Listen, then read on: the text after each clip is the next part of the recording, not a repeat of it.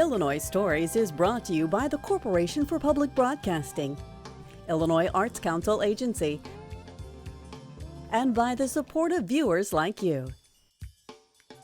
Thank you.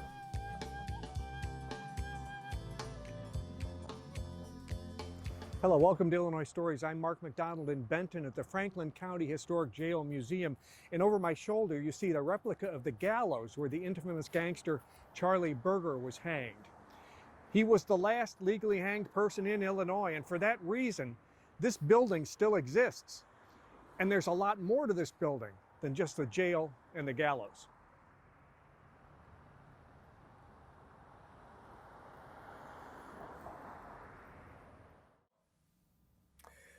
Bob Ray, if you're not used to an old jail, it can be a little eerie. It's kind of an eerie feeling in here. Well, Birger spent the better part of a year in this cell from 1927 through 1928 to the date of his hanging in April of 1928. And the reason Charlie Birger is so significant is because he was the last legal hanging in Illinois, wasn't he? He was the one and only hanging in Franklin County, but he was the last legal hanging in the state of Illinois. Mm-hmm. In fact, when he committed his, he was sentenced to, in 1928, the means of execution was the electric chair in Illinois. But since he had committed his crime in December of 26, the judge ordered a hanging as a means of execution. Mm-hmm. We're going to learn a lot more about Charlie Birger during this program, but we're standing in his cell. And this is not just a typical cell in the Franklin County Jail. This was what they called a side pocket, which meant it had a steel outside wall. Right. He had his own walkway. It was a specialty cell for specialty prisoners for observation. And Birger was a celebrity when he was here. People either loved him or hated him. Mm-hmm. And of course, Birger, along with the Shelton Gang, for all the good and bad they did, they annihilated the largest resurgence of the Ku Klux Klan in America since Nathan Bedford Forrest following the Civil War. It was 3,000 or 4,000 strong. And their enemy would be the foreigners who came here to work in the coal mines and the alcohol. They resented the fact that foreigners came here and took away the jobs from the status quo of coal miners. This is the richest discovery of coal in the United States came here in 1900, and people came by the thousands. These towns were populated 2 or 3 times the degree they are now. And the KKK hated that influx of newcomers. They did. And the Shelton and the Birger gangs got rid of the KKK. That's what they were, Robin Hood characters. Gotcha. So there were people, their only protection from the Klan would be Charlie Birger and the gang. So people would bring specialty meals to him, and they idolized. And he calculated everything for effect. He would have been better served to be a politician. Yeah. So he knew how to play that, but he was a celebrity while he was in the cell. We've got a good look at right here of him on the gallows, just while they're getting ready to put the noose around his neck. This is just moments before he's killed, and you can tell from that picture, as well as from the picture right next to it over here, the crowd that this hanging drew. Well, it was a beautiful spring day, and 5,000 people showed up. Children, young boys were climbing trees. People rented spaces on their roofs, a view of the gallows. A sea of people out in the streets. And Birger actually was not in such a smiling mood. The morning of the hanging, he accepted a shot of morphine, which changed his demeanor. But from the time he left this cell, walked down, came up through the basement area of the jail, the entire hanging only took 6 or 7 minutes. And of course, he had on a blue serge suit. He faced the crowd of 5,000. He acknowledged those people. And then, of course, his said he'd forgiven everyone. He shook hands with the sheriff. The hangman, who had, during his total career, had hanged over 100 victims, the humane hangman, Phil Hanna, shook hands with him and said, "You're a good old boy and have to be hanged. I'm glad you're doing it." But then his final words, he addressed the crowd, and before they offered him either a black or a white hood, and he pre-selected the black because he said he didn't want to look like a kluxer. So before they put the hood on, they asked if he had any words, and he looked to say final words. He looked up at the white fluffy clouds blowing over in the blue sky and every reason to want to live. And he said, "It is a beautiful world," which has perplexed people for generations. Wow. Well, Bob, there's Charlie in happier days, and that's when he was with his gang. And it was a big gang, wasn't it? It was a large gang, and this was his hideout called Shady Rest. It was on an old Route 13 between Marion and Carbondale, Illinois, toward Harrisburg. And he had actually commissioned a photographer by the name of Mitchell to come out and shoot a series of photos at Shady Rest. So Birger's sitting on top of this. It's a 1926 Hutmobile, probably stolen. And the point was, the look on their face, here we are, we're friendly, but we're dangerous. And he led a life as a outstanding citizen in Harrisburg, Illinois, but with his World War I background and his training, actually wore World War I fatigues, but he was in the 13th Cavalry as a young man, and he led a semi-military style. He'd go out at night or go to other counties such as Saline and Williamson, and he was everything with his gun. He'd go to a barber shop and have his gun in his lap. His machine gun. That mannequin right next to you, that vest is somewhat significant too, isn't it? Yeah, so after the hanging, a family member went to his basement, and within this trunk was his bulletproof vest, which is the actual vest from the photo the at same one Shady we Rest. see in the photo, yeah. And we see him holding on Thompson machine guns, and his partners are too. And you have really, very fortunately, acquired those guns, and they're right here in this cell, aren't they? Yes, it's a long story, but they were registered in the name of a C.V. Parker, who was a Birger affiliate from Harrisburg, and the ATF had actually seized the guns, and they were on their way to being destroyed. And being a 501c3 and having some people familiar with our efforts here as a museum, we were able to receive those guns. Oh man, those are priceless. They are It's fantastic. Just a Model 21 without any history would be extremely valuable. Now, why did he get convicted of murder? Well, What did he do? For the murder of Joe Adams, and Joe Adams was the mayor of the adjoining town, West City, but he was also a member of the rival Shelton gang, and he kept within his garage. During the gang wars of '26, each gang had an armored car, and the Shelton armored car was kept in Joe Adams' garage, and there was an imaginary line. They were partners at first with the annihilation of the Klan. And with the elimination of their common enemy, the gang wars began. So there was an imaginary line, and Birger was not to go across this line into West City or supply any alcohol on the western part of the state. And the sheriff that he killed was? Well, he was a mayor. Oh, the mayor. The mayor of that the he city. killed. Right. So he hired two teenage boys, the Tomlinsons from West Frankfort, Illinois, came and wanted to join the gang. And the first assignment was go to Mayor Adams' house and knock on his door and get him outside and shoot him, which they did. So he arranged for that murder, and he was hanged. The consequences of that. There's Charlie in this very room. His photograph was taken in this room, right? The evening before his hanging. Next to this door. That's the evening before his hanging. Yes. You'd never suspected. He was interviewed by Roy Alexander of the Post-Dispatch, one of the few reporters that he trusted. We got some pictures of his trial here, and it's so heartbreaking because he's got his little girls, his former wife and his little girls in there in the courtroom with him. I guess to sort of sway the jury into thinking that he's a family man and a great guy. He had two of the most renowned attorneys in the region at his disposal. He had money from his gambling proceeds. So the idea was to bring his daughters, Minnie and Charlene, to the trial. And that's his sister, Rachel Shamsky, to his left. His first wife, Edna, to bring the appearance of a solid citizen.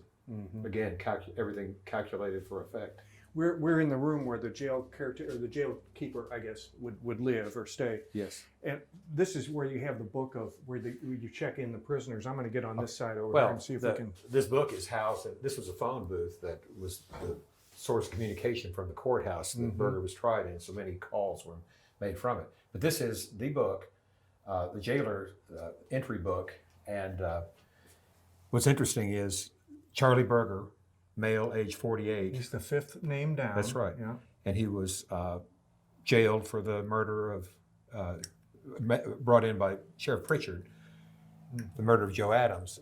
But his sentence was, instead of released or some common entry, hanged by the neck until dead, dead, dead, which would require 3 physicians to examine him after his hanging with need of 3 death certificates for a proper Illinois regulation hanging. Dead, dead, dead. Right. Bob, this is the upstairs, right? We're on the top floor. That's correct. There's Upper what, cell block. 6 or 8 cells on each side could here, either I guess. Have an 8x8 double or a 6x6 single. And We if have you 4 were a of each. regular criminal, not a Charlie Birger who needed extra attention, if you were a regular criminal, you got one of these. That's correct. Which is a mat to sleep on and a toilet, and that's it. That's correct. Man. And a 364-day maximum sentence in a county jail. What'd you do on the 365th day? You could either go to prison, or the judge had been known to issue consecutive 364s, which meant you got to go home for 1 day and come back for another year. Okay. Well, this might look like a pile of wood to some people, but if outside we saw the replica gallows, this is the actual gallows that hanged Charlie Birger. This is a priceless artifact, because when our society formed in '93, we were determined to follow up and find the original gallows. While we have a replica set up that we built in '95, we thought these had been long lost. These were borrowed from Jackson County. They were in a previous hanging in 1911, Joe DeBerry hanging, and Phil Hanna borrowed them on several occasions, a very famous hanging in Kentucky after this hanging, but they were returned. So having to deal with a hanging, they located the set of gallows and the hangman and borrowed these from Jackson County. And they were in the basement, and basement flooded, and one of the county board members, who was also with a local historical society, took them home, was given the gallows, and they were set up in Grand Tower, Illinois for the bicentennial in 1976, and then disappeared. So we followed several dead ends. We were told perhaps they were used to build something, or they were thrown away.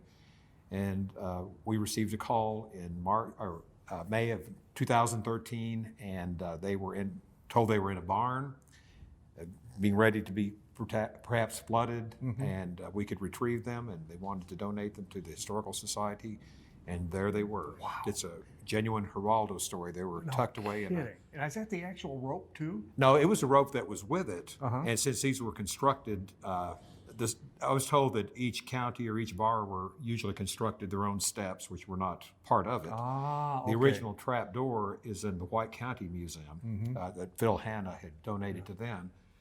But this rope was just with it, and it came with it, and I'm sure it was just used during the construction, the setup. Or it was used at the last hanging, wherever that was. Who knows? But any plans to reconstruct this at any time? Well, 1928, 2028, 100th anniversary is within, 9 years? Yeah. And we plan to set them up and build some steps and have something here noting this event. You know, one thing I want to ask you about, it occurs to me that I've seen this before when I've toured other old jails. The sheriff always lived adjacent to the jail. And that was true of this house too, wasn't it? Well, it was a law in Illinois that the sheriff must reside in or adjacent to the jail on that property, elected throughout his term.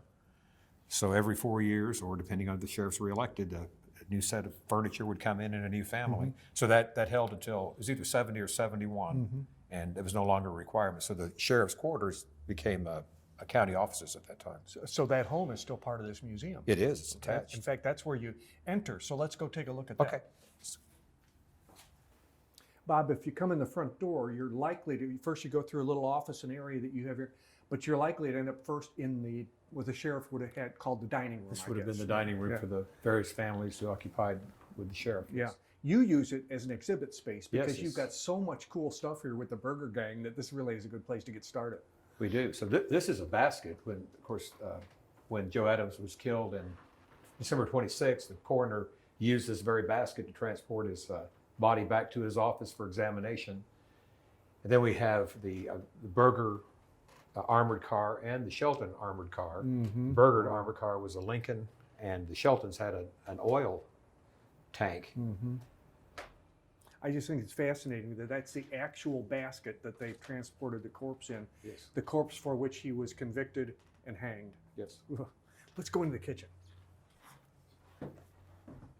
It was probably the sheriff's wife's job to prepare the meals for the inmates. It's my understanding that almost all of the sheriff's wives assumed the job of managing the meals for the prisoners.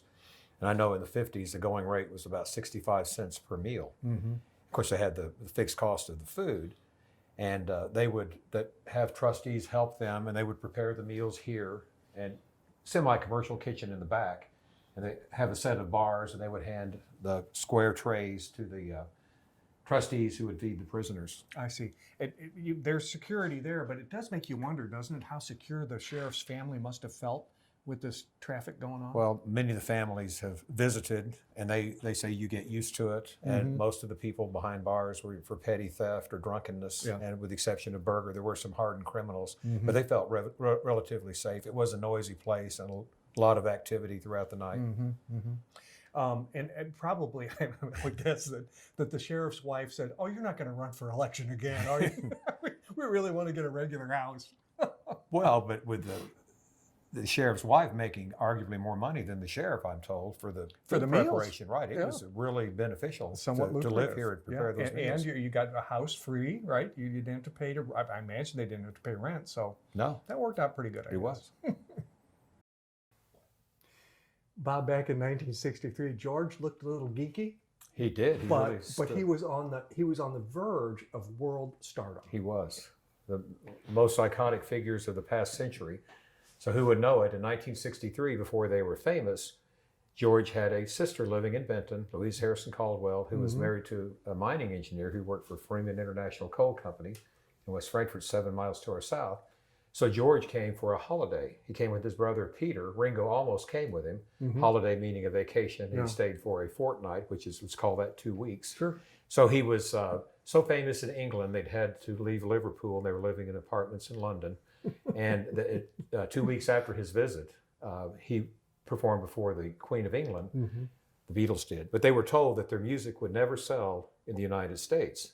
So Louise, in an effort to promote her brother, one day went to West Frankfort where her husband worked and walked into a local AM radio station, just walked in the door on a Saturday morning, and the station's owner's daughter, Marcia Robach Schaefer, was working the station. And she said, I'm Louise Harrison, I'm from Benton, and this is my brother. He's in a famous band in England called the Beatles. And he was interviewed by Marcia, and he happened to have one of his 45s of the record From Me to You, which was played on one of these turntables. And so it was arguably the first Beatle to set foot on U.S. soil, and the first Beatle record. While other Beatle records were played, there was a DJ in Chicago playing Beatle records at the time, but to have an actual Beatle be interviewed and place it on and be a part of that. That's fantastic. Right. And this microphone over here, get out of the way. This microphone over here, he actually spoke into when he was doing the interview with the DJ, RCA right? Diamond microphone. That's correct. That's a great story. So while he was here, he sat in with a local band called the Four Vests, and neighboring town, El Dorado, Illinois. He sat in and played. Where are they? Where are the Four Vests? Oh, here well, they are. there's right their drum here. cover. Yeah, yes. right. And Okay. there's a picture of them down here. And that's who he sat in with, huh? Right. So they're upstairs at this VFW in a small town, El Dorado, Illinois. So during a break, an anecdotal story, a man came up and said, "Your brother's pretty good on that guitar. I think he can make a living doing it, playing it." So he went to Mount Vernon, Illinois, 20 miles to our north, and he wanted to buy a Rickenbacker guitar. He found one in red, and he asked the owner, Mr. Fenton, if he could paint it black. And one of the Four Vests, who's still here in Benton, drove him back and picked up the black guitar, and he was shown on many of his performances playing that black Rickenbacker, which sold at auction through Sotheby's several years ago at around $650,000. Wow. Well, Bob, if music's not your thing, but sports is, in the room right next to the Beatle room is the Doug Collins room. And it's interesting. Doug Collins, I didn't know he was from Benton. Yes. But I know who he is. I know he was an all-star, and I know he's a legend at Illinois State because I've been in Redburn Arena, and it's like a shrine to him. Well, we were talking about earlier the fact that the sheriff was required to live in the jail. Well, Doug Collins' father, Paul Sheriff, was the Franklin County Sheriff from 1954 to 1958. Paul Collins? Yes. Was his dad lived in this house? Yes.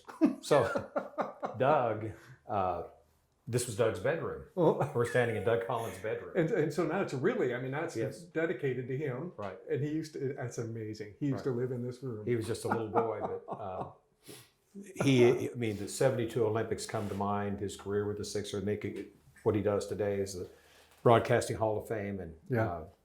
as you said, there's something here for everyone. If you, Oh, it's fascinating Right. as it can be.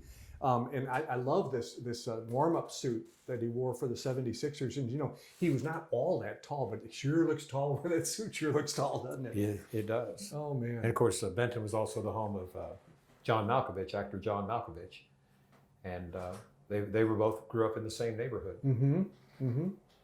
Very fascinating. And so you've got a room dedicated to him, and you've got a room dedicated to George Harrison, and you've got a room dedicated to, and we'll talk about this, but we don't have time to go in there, John Logan, who was a major general during the Civil War and also one of the founders of the Grand Army of the Republic. So he was also from this county, right? No, he was from Jackson County, and he came to Benton in 1851, began practicing law, and then he was actually elected as a congressman while he lived here in Benton. Mm-hmm. And he had his first home. He was married in 55 and had his first two children here in Benton, and always considered Benton to be his home. Mm-hmm. His district was realigned just prior to the Civil War, and he moved to Marion. And during the Civil War, he would stay in Carbondale, Illinois. Mm-hmm. But this was his home for 10 years. Yeah. Well, thank you very much for the tour. It's been a great pleasure. Thank you. The winter hours for the Franklin County Historic Jail Museum are Wednesday through Saturday, 10 to 3.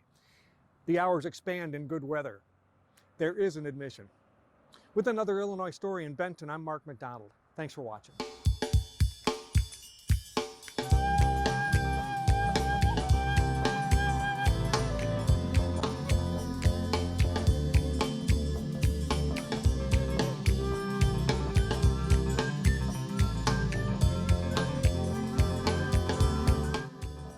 Illinois Stories is brought to you by the Corporation for Public Broadcasting, Illinois Arts Council Agency, and by the support of viewers like you. Thank you.